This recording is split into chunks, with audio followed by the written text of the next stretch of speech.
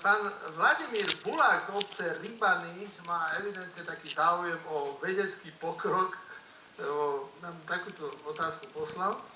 Rómovia tým, že kedysi začali igelitovými vrecami zakrývať okná a kúriť parketami, vynašli prakticky plastové okná a podlahové kúrenie.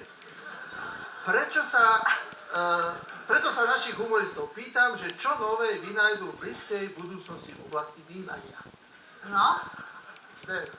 Tak keď zbúrajú steny, tak vynájdú bezbariérový byt.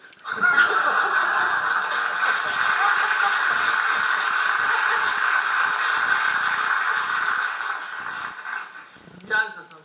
Podľa mňa oni vynašli aj švédske stoly, však oni si vždy brali čo zadarmo.